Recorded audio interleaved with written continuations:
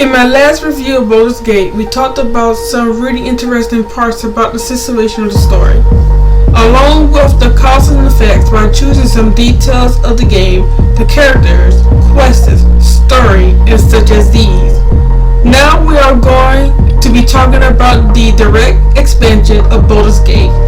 Of course, we will discuss all the importance of Siege of Dragonspear. Let's begin. Now, soon after you defeat the final boss, we did a brief recap of what happened. Of course, we learned that not all of Zarvek's allies were killed until you put an end to them for good. I'm going to mention that right now. After one of your companions were nearly killed, you go on an investigation about who sent the assassins that appeared in your bedchamber. During the investigation, you can choose to go to the cellar, do a little dialogue here and there, then the fight begins. After which, you find out who sent the assassins, and it's time to gather your party along with an army.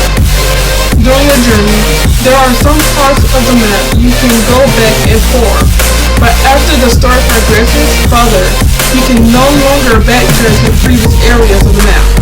In most cases, you need certain items to go further in the area. Need to do some favors for the enemy's captain. For example, the cave of the insane, the cage with the 3 gentlemen locked up, the woman who took her own eyes out. Yeah, it's that room. You come to find out behind the insanity is a mind flare.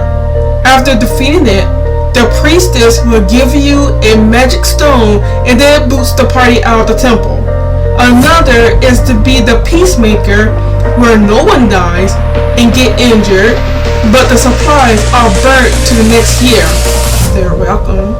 Or a warmonger. I did both.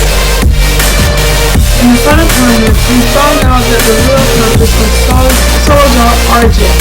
She just wanted to trade herself for her loved one to give him another chance in the world. While she's in cage, this choice is very important. The player can choose to either help her or fight her. Be wise to help her. Even though she tries hard to persuade you to choose to come with her since the time she's seen you on the now destroyed bridge and afterwards. After all the trouble you went through, that is just the beginning of your troubles. I was surprised when I saw the mind flare in Siege of Dragonspear. As the story progresses and slowly learn why Baldur did what he did was wrong, but as his offspring, you can choose not to follow into his footsteps. So that's the only good thing that came out of it. I wasn't too shocked about the hooded man, by the way. He gave me too much of "I'm trying to lead you to be just like your father" vibe.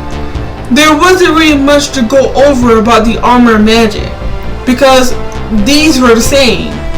Argent, I understand that she wanted to give her uncle or her father another chance, but what she did was still wrong. I really enjoyed the story and quest. Granted, I keep getting the feeling that the player was under a time limit.